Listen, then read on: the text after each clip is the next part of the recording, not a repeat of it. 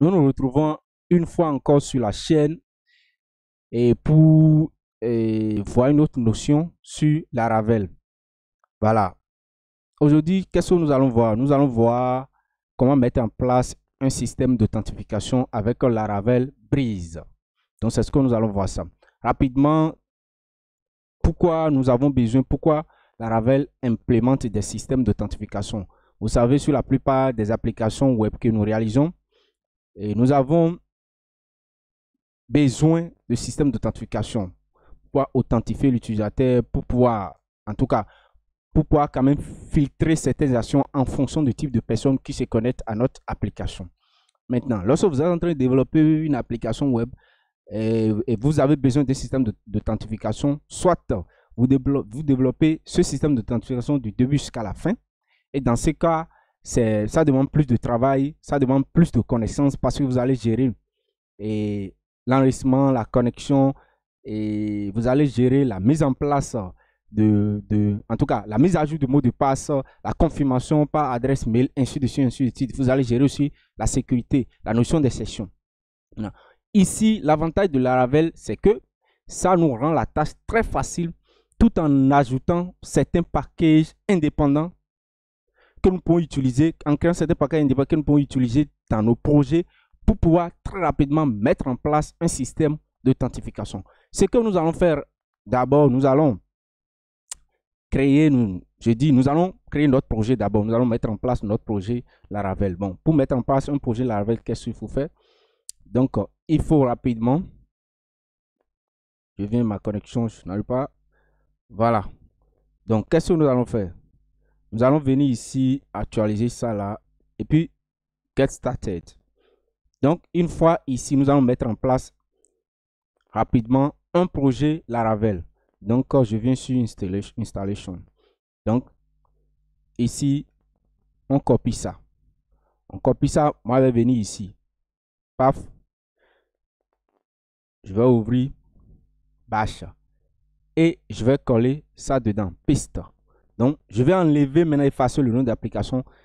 Et ici, je vais mettre Authenticated with Breeze. C'est tout. Donc, je mets entrée. On va attendre que ça nous finisse de créer. En attendant que, en tout cas, Laravel nous finisse de mettre en place, ou bien Composer nous finisse de mettre en place notre projet Laravel, on va venir ici. Donc, je continue ici. Donc, je retourne ici. Voilà. Donc, qu'est-ce qu'il disait? Il disait que Laravel a mis en place plusieurs packages, certains packages qui vont nous permettre de mettre en place très rapidement un système d'authentification. Ça sera très rapide et très simple. Donc, pour comprendre ça, qu'est-ce que nous allons faire? Je vais venir ici, je vais taper auto pour dire, bon, authentifier dans recherche, quoi, dans search. Et je vais cliquer sur Authentication. Je viens ici, Authentication. Qu'est-ce que Laravel nous dit? Laravel nous dit qu'il dispose de plusieurs packages qui vont nous permettre de mettre en place rapidement un système d'authentification. Maintenant, parmi ces packages, nous avons par exemple Laravel Breeze, dont nous voulons faire aujourd'hui, Laravel Jetstream et Laravel Fortify. Ouais. Après ça, il y a encore d'autres systèmes d'authentification un peu plus poussés qui sont par exemple Phantom ou bien Passport. Ouais. Donc, on ne va pas venir sur ces notions, on va voir ces notions dans le futur. Maintenant, nous sommes en train de parler de Laravel Breeze. Pourquoi nous allons utiliser Laravel? Donc, je clique sur Laravel Breeze. Et si vous lisez un peu ce qui est écrit ici, simplement, Laravel Breeze est un package minimaliste, simple à implémenter, qui permet de mettre en place de façon rapide un système d'authentification. Voilà, non? Et en se basant sur les templates, le template Blade et puis sur Tailwind CSS, c'est-à-dire quoi? Le framework CSS Tailwind CSS. Vous comprenez? On peut même utiliser, on peut le combiner aussi avec Vue ou bien React ou bien Initial.js. Voilà, si vous voulez. Maintenant, nous, on va se concentrer pour être simple là. On va utiliser Blade, une template plutôt simple, très simple à faire. Voilà. Maintenant, comment installer Breeze? Voilà, comment installer Breeze. Tout d'abord, quelles sont les fonctionnalités que Breeze nous offre? Breeze va nous permettre d'avoir un système de connexion, un système d'enregistrement, un système de la mise à jour ou bien, oui, de la mise à jour de mot de passe, un système de vérification d'adresse mail et de confirmation de mot de passe. Donc, tous ces systèmes seront inclus une fois que nous avons installé le package Breeze. C'est ça. Donc, je vais voir si notre projet est déjà terminé. Donc, il est en train de générer le fichier autoload du composer. Donc, on vient ici. Voilà comment on fait l'installation. Donc, on vient ici simplement. On utilise toujours composer. Composer require Laravel / breeze div. Et div plutôt. Une fois que nous avons installé ça, maintenant, il faut que nous allons installer les contrôleurs qui vont gérer l'utilisateur authentifié, l'authentification de l'utilisateur, l'enregistrement. Donc, nous allons installer maintenant ces différents contrôleurs. Après, maintenant, nous allons continuer pour pouvoir installer les vues dont nous avons besoin, la configuration, les configurations dont nous avons besoin, et tout le et aussi les routes, et tout le CE sera mis en place tant que nous ne faisons pas ça de façon, comment on dit, de façon manuelle. C'est tout. C'est aussi simple que ça. Donc, je reviens ici. Est-ce que ça se termine? J'attends que ça termine et puis on continue. Donc voilà, l'installation est terminée. Donc ce que je vais faire, je vais aller maintenant dans le dossier, en tout cas dans le projet que j'ai créé. Donc c'est Authenticated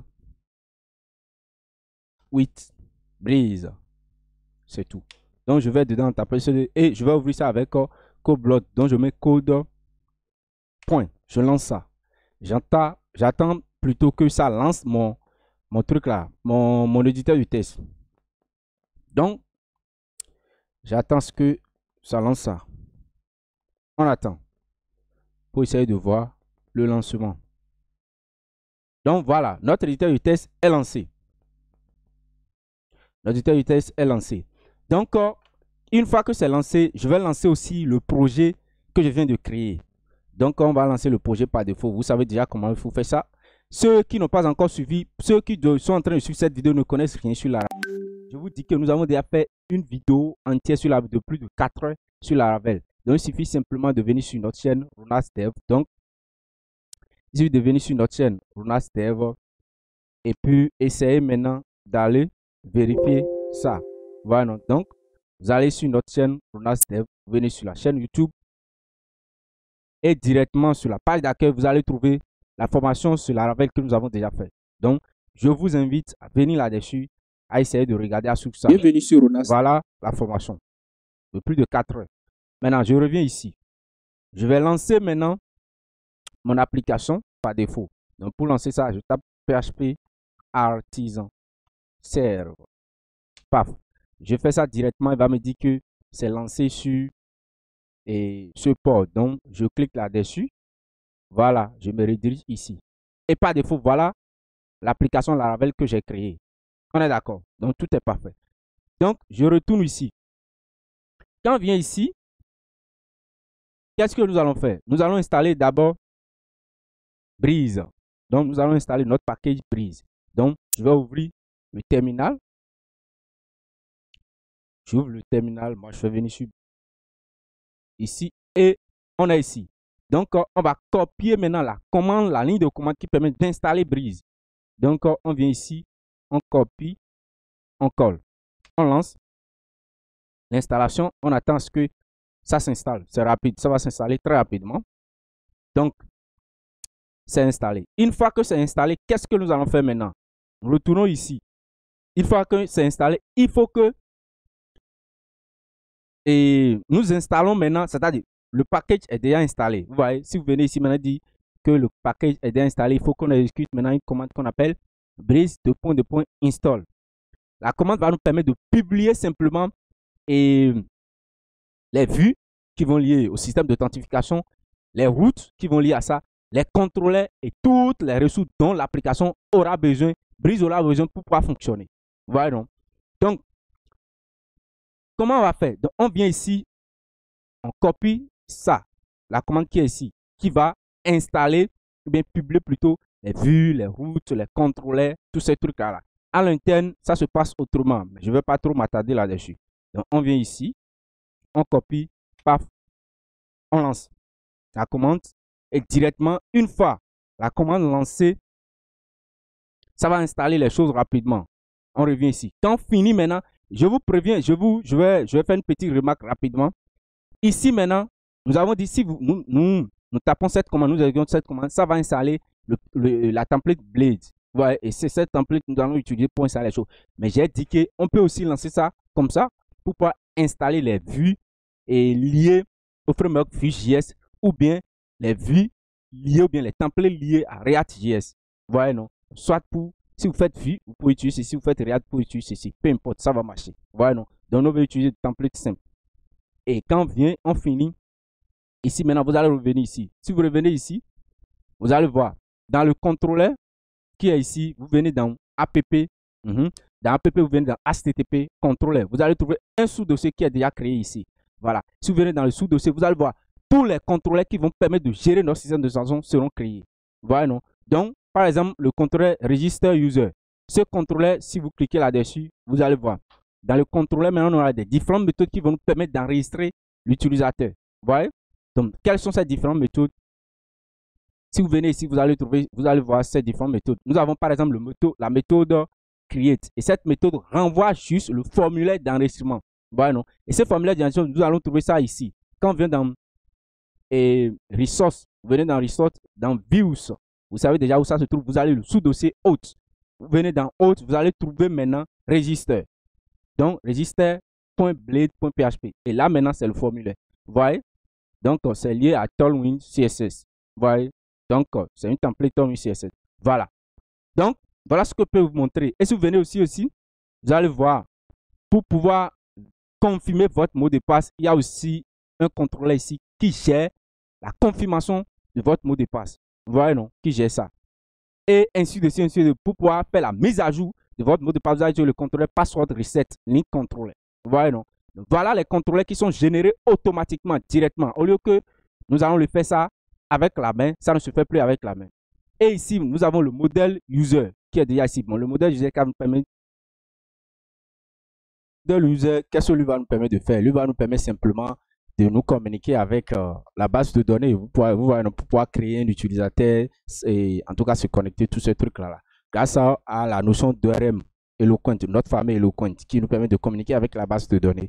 C'est ce que lui va nous permettre de faire ça. Lui, il n'était pas lié à Breeze que nous avons installé. Vous voyez, non? Par défaut, il y a ça, le user qui est ici. Vous voyez? Donc, voilà, tout est parfait. Ce qui reste à montrer maintenant, c'est la vue. Vous voyez, non? Donc, c'est la vue. Quand on vient ici, et dans Web, si vous venez dans Web, nous avons ici, vous voyez, non? Donc, dans Web, nous avons par défaut Get qui affiche Welcome. Et nous avons maintenant Dashboard. Dashboard, plutôt la route dashboard, c'est lié à quoi? La route dashboard, simplement, c'est lié à la, et en tout cas, à Breeze que nous avons créé, que nous avons installé, le paquet Breeze que nous avons installé. Vous voyez, il dit, quand on tape la route / dashboard, amène-nous sur la vue qui s'appelle dashboard. Vous voyez? Et cette vue, c'est dashboard, ça fait tableau de bord. Et tableau, on utilise un middleware ici. Middleware, Auth. Vous voyez, non? Auth et verify. Ça veut dire quoi? Celui qui doit avoir accès à notre tableau de bord doit être quelqu'un qui est authentifié. Donc, le middleware, c'est Auth. La personne doit être authentifiée d'abord. Après ça, maintenant, quelles sont les routes d'authentification? Toutes ces routes-là sont créées dans le fichier Auth ici. C'est pourquoi on dit require. Donc, quand on vient dans Auth ici, nous allons trouver ces différents fichiers ou bien ces différentes routes liées au système d'authentification. Maintenant, ces différentes routes-là sont en deux grandes parties. Il y a la partie avec middleware guest. Guest, ça veut dire quoi? Étranger. Si la personne n'est pas encore connectée, il aura accès à ces différentes routes. Une personne non connectée. Et après, nous avons le middleware Auth. Et les routes qui seront à l'intérieur d'ici maintenant seront les routes qui seront accessibles uniquement à quelqu'un qui est déjà connecté, un utilisateur authentifié. Vous voyez? Et quand on rentre dans les utilisateurs non authentifiés, il y a d'abord la route get register qui renvoie simplement, ou bien qui utilise le contrôleur register user controller et qui avec la méthode create. Et quand on va dans la méthode create ici, qu'est-ce qu'on voit? On va dans la méthode create controller, la méthode Auth register, on vient ici. La méthode create, on a dit quoi? Ça renvoie simplement et le formulaire d'enregistrement. Vous voyez, non? Le formulaire d'enregistrement. Donc, on quitte là, on revient en arrière, là où on était. Donc, ici maintenant, ça renvoie ça. Donc, ceci maintenant, sauf ceux qui ne sont pas encore authentifiés, qui peuvent avoir accès à ce formulaire. C'est normal. Après ça, s'enregistrer aussi le store. Vous voyez, la méthode store, c'est celui qui n'est pas encore enregistré, qui peuvent s'enregistrer. Et c'est ceux des utilisateurs qui ne sont pas encore connectés qui peuvent se connecter. Vous voyez, donc register, login, forgot password, tous ces trucs-là. Vous voyez, ici, forgot password, maintenant, c'est pour pouvoir faire la mise à jour de mot de passe oublié. Vous voyez, non? Ou bien pour pouvoir faire le changement de mot de passe. Vous voyez, donc tous ces trucs-là, ceux qui ont oublié les mots de passe, qui veulent s'enregistrer, qui veulent se connecter, ce sont des personnes qui ne sont pas non authentifiées. C'est eux qui ont accès à ces différentes routes. C'est pourquoi nous avons le middleware guest. Je ne vais pas aller trop loin dedans. Après, bon, on va en parler d'autres vidéos. Vous voyez. Et ceux qui sont authentifiés maintenant, c'est des gens qui peuvent confirmer la confirmation du mot de passe. C'est des gens maintenant qui peuvent se déconnecter, par exemple. Quelqu'un qui est authentifié, c'est lui qui peut se déconnecter. Voilà les différentes routes. Vous voyez, non? Voilà les différentes. Je ne veux pas aller trop loin plus que ça. Donc, une fois qu'on a créé tout ça, à base des routes maintenant, donc on aura accès à route register login. Vous voyez? Donc, quand moi je viens ici et je viens ici, je vais essayer de revoir ça. Bon, ce qu'on va faire, on revient ici. Bon, il semble que j'ai encore fermé l'application. Donc, je vais aller tirer rapidement sur ça. Ouais, non. Je crois que mon serveur tourne toujours. Hein. Donc, je vais venir sur ça. Et une fois qu'on actualise, vous allez voir. Vous voyez? Donc, ici, ces deux liens n'étaient pas là avant. Les boutons Login In et Register. Register pour s'enregistrer, pour enregistrer un nouveau utilisateur et Login pour pouvoir se connecter. Voilà, donc quand on vient ici, maintenant, grâce à la route /register, vous voyez, cette route qui est ici, on a accès au formulaire d'inscription. Au formulaire d'inscription. Et quand on retourne ici, dans Login, maintenant, on a accès au formulaire de connexion. Si vous avez oublié votre mot de passe, vous pouvez écrire ici et cliquer sur Forgot your password. Vous voyez, et là, maintenant, ça marche très bien. Et c'est ce que nous allons essayer. Donc, pour essayer ça, il faut qu'on enregistre un utilisateur. Voilà, non, il faut qu'on enregistre un utilisateur. Voilà. Donc, pour enregistrer un utilisateur, maintenant, il faut qu'on ait déjà une base de données qui est créée, ce qu'on n'a pas encore fait, qu'on ait une base de données, en tout cas, qu'on crée maintenant les différentes tables avec les différentes colonnes grâce à notre notion de migration. Grâce à la notion de migration. Vous voyez? Donc, quand vous venez ici par défaut, vous allez voir, vous venez dans Database. Donc, tout d'abord, je ferme toute l'application. Je ferme ici. Je ferme toute l'application. D'abord, je ferme tous les dossiers. Donc, on revient ici sur Database. Donc, on vient dans Migration. Et par défaut, vous allez trouver le premier fichier de migration. C'est une migration qui utilise la table Users. Donc, voilà déjà une migration qui est déjà créée, pré-créée dans Laravel que nous pouvons utiliser pour pouvoir créer la table liée à un utilisateur. Vous voyez, non? Donc, dans cette table, nous avons quoi? Simplement le nom d'utilisateur, et puis l'adresse mail, le mot de passe. Vous pouvez ajouter d'autres, vous pouvez modifier ça. Tous les fichiers qui sont, vous pouvez modifier le design, la vue, le contrôleur, tout. Vous pouvez modifier tout.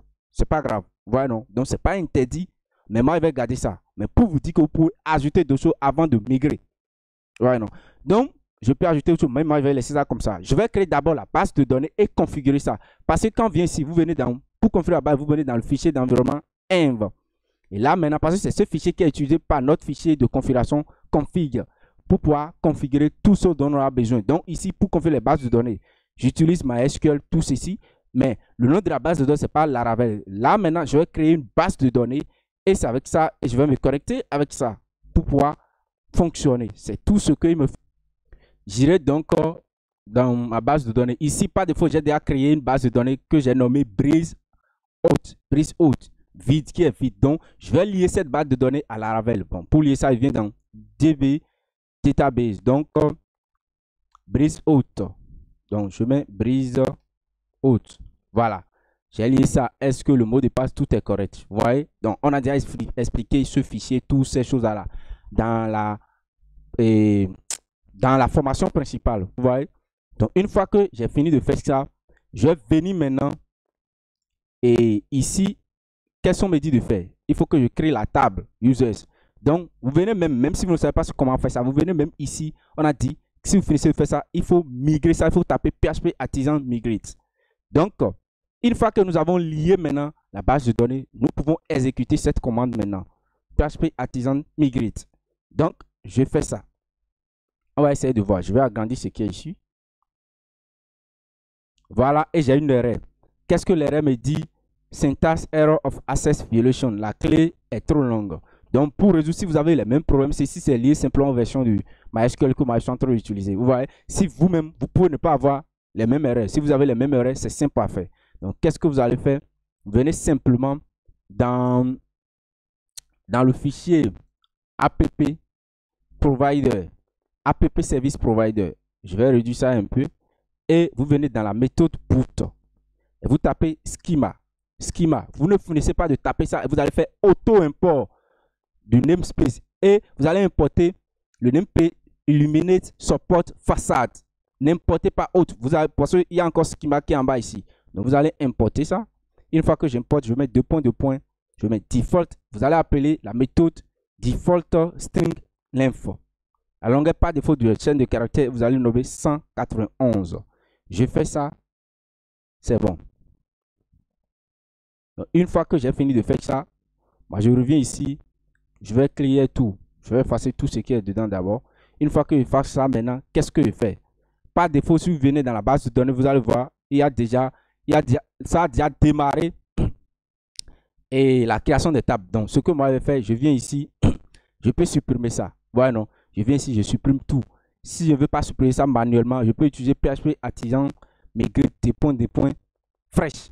Ouais, non, donc je fais ça une fois, ça va détruire tout ce qui était là. Ouais, non, donc ça va détruire tout. Ouais, donc je peux essayer ça. PHP artisan migrate deux points fresh. Je fais ça, je lance la commande. Voilà, drop in all table. Donc, ça va dropper toutes les tasses, ça va supprimer toutes les tasses, ça va recréer maintenant tout. Vous voyez, c'est tout. Donc, ça drop tout. Vous tapez PHP artisan migrate et vous mettez deux points fresh. Vous ne mettez plus migrate tout court qui est ici. Vous mettez deux points fresh pour que ça supprime tout, ça réinstalle tout maintenant. Et là, maintenant, si je sais maintenant d'actualiser ça, j'ai tout et j'ai ma table users qui est créée avec les différentes colonnes, les différents champs. Donc, les attributs name, email, tous ces trucs. Une fois que vous avez fini de faire ça, qu'est-ce que vous allez faire? Nous retournons toujours dans notre documentation. Nous allons maintenant installer les packages, les différentes dépendances dont on aura besoin de notre vie pour pouvoir fonctionner avec NPM. Voilà, non, NPM, c'est Node Package Manager, le gestionnaire de packages liés à Node. Donc, on copie ça. On vient ici, on colle le premier, paf, on lance ça. Encore le premier, on attend ce que ça termine. Et une fois que ça est en train de terminer, je vais venir ici. Je vais maintenant copier deuxième commande. N'essayez même pas à comprendre ce qui est là. Ouais, non. Faites ce qui est dit. En tout cas, la documentation de la veille, c'est très bien détaillé. Ouais, non, c'est très bien. Tout est parfait. Donc, vous lisez, c'est fini. Ça va marcher. Si vous voulez aussi, pour continuer, pour Vue aussi, vous faites ça. Pour React aussi, vous faites. C'est à vous de savoir. Mais nous sommes ici avec le template build. Donc, une fois que ça, là, ça termine, je vais lancer maintenant la deuxième commande. Donc, on attend ce que ça nous termine d'abord. Donc, c'est bon. Je finis avec ça maintenant. Je copie l'autre et je lance aussi. On attend aussi à ce que ceci aussi, cette dernière commande termine. Donc, on attend.